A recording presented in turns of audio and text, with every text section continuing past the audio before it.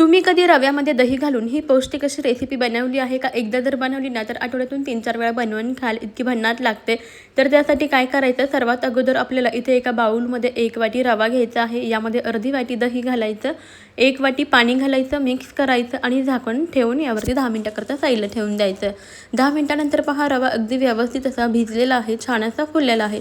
आवडीप्रमाणे यामध्ये बारीक चिरलेल्या भाज्या घालायच्या, जसे की कांदा, हिरवी मिरची, शिमला मिरची, टोमॅटो, कोथिंबीर घालून मिक्स करायची. चवीनुसार मीठ घालायचं, मिक्स करायचं. सर्वात शेवटी यामध्ये थोडासा इनो घालून मिक्स करायचं. आता आपलं इथं मिश्रण तयार झालं. लगेच गॅसवरती आपलं पॅन ठेवायचं, याच्या सर्व साच्यामध्ये तेल टाकायचं, तयार केलेलं रव्याचं मिश्रण या साच्यामध्ये भरून घ्यायचं. मध्यम गॅसवरती आपल्याला हे आप्पे व्यवस्थित असे भाजून घ्यायचे आहेत. झाकण ठेवून आपण 4 ते 5 मिनिटं आप्पे व्यवस्थित असे भाजून घेऊया. एक 4 ते 5 मिनिटानंतर यावरचं झाकण काढायचं आणि इथे तुम्ही पाहू शकता आप्पे अगदी मस्त टम्म असे फुगलेले आहेत. वरच्या बाजूने थोडंसं तेल घालायचं, आप्पे पलटी करून घ्यायचे आणि दुसऱ्या बाजूने सुद्धा याला व्यवस्थित असं भाजून घ्यायचं. कोणतीही पूर्वतयारी न करता 10 मिनिटांमध्ये आपले झटपट आणि पौष्टिक असे कमीत कमी तेलामधले हे रव्याचे आप्पे तयार होतात. तुम्ही सुद्धा अशा पद्धतीने रव्याचे आप्पे नक्की बनवून पहा. बघू शकता आप्पे अगदी मस्त मऊ लुसलुशीत आणि जाळीदार झालेले आहेत, स्पॉन्ज झालेले आहेत.